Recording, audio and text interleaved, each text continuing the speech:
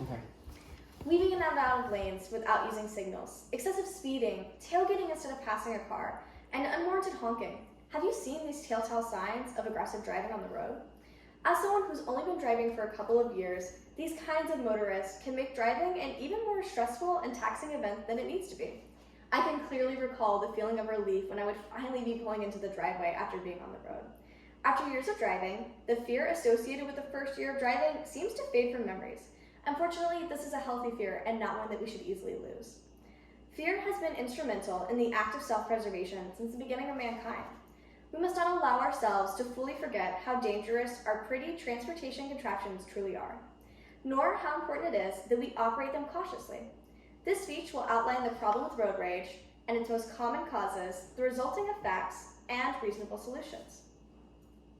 To start, most Americans experience road rage.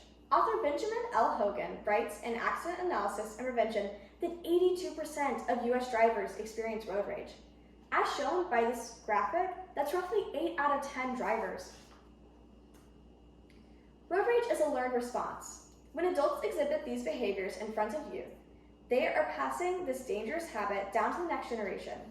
Even if we've been taught this behavior since birth, it's important that we question why aggressive driving continues to be such a popular pastime.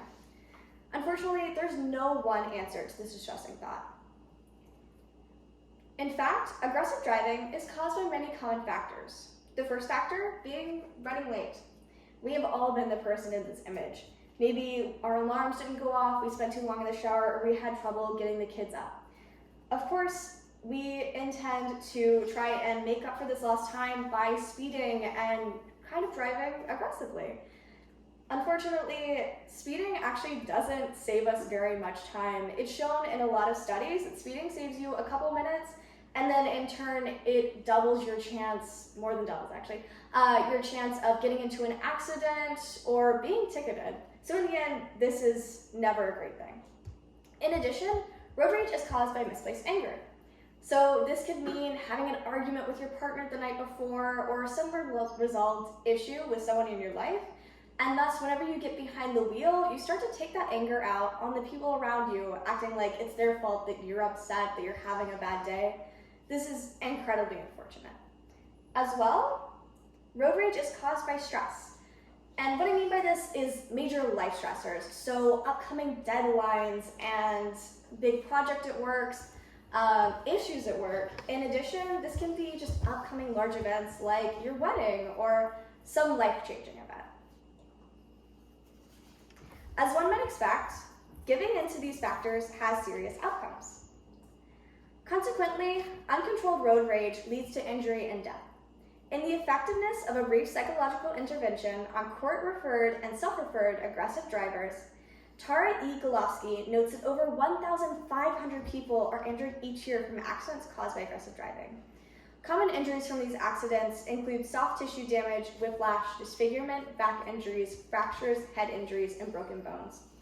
These injuries, of course, can range from minor to major, but regardless, they are going to cause doctor's visits and medical bills. Some of them are going to cause an intense change in the lifestyle that these victims were previously able to lead. They may never be able to walk again or live the life that they lived. And of course, these can often lead to medical dependency. It'll have long-lasting effects regardless of, honestly, how minor the injury can be. In the relationship of urban design to human health, Laura E. Jackson explains that road rage leads to 56% of fatal crashes. Here in this pie chart, I'm showing the most common causes for fatal car crashes, and this aggressive driving area beats out the combined most common causes that we actually all usually think about for deaths in car accidents, and those include speeding, drunk driving, and distracted driving, so texting or eating while driving. Even combined, they aren't the same as aggressive driving. Car accidents can be caused by irresponsible, angry drivers. Car accidents caused by irresponsible, angry drivers cannot continue to take innocent lives. As a society, we must move forward in a direction focused on vehicular safety. In the end, a lifestyle change is required to effectively minimize road rage and the horror it causes. One thing we can do to minimize road rage is to become more mindful of our time and keep to a schedule. This can mean going to bed earlier and waking up earlier, or using a planner with time slots for your day. So by planning out your day, you have the ability to budget your time and create maybe a 10-minute cushion that's going to allow you to have that little bit of extra time in the event that you do run late. You no longer have to stress and speed. You have the ability to still be on schedule. Another way to combat aggressive driving is transitioning into a positive mindset before driving. Yoga and meditation have been proven to reduce stress and improve overall mood. In the Alternative Therapies and Health and Medicine journal, Cecilia Chong and team conducted a study focusing on the effects of yoga on mental health in young adults. The results of the study showed that yoga effectively reduced stress. So even if this holistic type of solution doesn't work for you, there are others. Another solution is that drivers should listen to relaxing music during the car ride. In this current day and age, we have the ability and connections through music apps like YouTube Music or Spotify, whatever you use, to create a playlist, and we can hand curate the songs that we know put us at peace and relax us. This can definitely be an effective way to help reduce that stress and anger that we're going to feel on the road. As well, we have to humanize other drivers, and we should be considerate to those on the road. So by being considerate to those on the road, we can begin to use our horns more sparingly. So many times I've been sitting in a busy traffic and someone will honk their horn.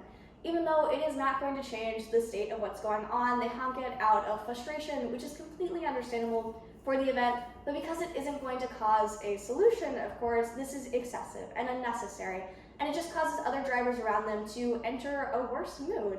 It's not going to actually improve the situation. Instead, our horn should be saved for maybe when someone's trying to cross over and you're in their blind spot to prevent an accident. Those are when horns should be reserved.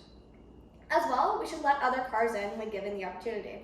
Going back to personal experience, I have had so many moments where I've been sitting in the out part of the CVS, trying to get into a busy intersection, and that line of cars feels like it is never going to end. And then some kind driver ends up letting me in. I know from personal experience, that just improves my day and improves how I'm going to act around other drivers. I'm going to let other cars in, and I'm going to be more mindful of the people around me. So if we start that little ball of positivity, it can grow into a boulder.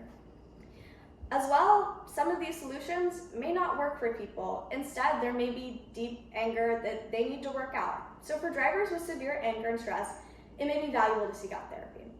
Even if only a few of these solutions are implemented, many lives and bumpers can be saved. In sum, most Americans experience potentially lethal road rage that is caused by running late, misplaced anger, and stress. However, it is important that we take strides to combat aggressive driving. Whether it's 15 minutes of yoga or meditation a day, keeping to a schedule, using horns sparingly, or even something as simple as listening to relaxing music during the drive, we all have the ability to minimize aggressive driving. It's my hope that from this speech, you have the ability to identify at least one simple method that could work for you. I truly believe we are all capable of making the roads a safer place and preventing future bloodshed or permanent injuries caused by aggressive driving. So the next time you buckle your seat and adjust the mirror, I hope you'll have safety and calmness at the forefront of your mind. Thank you for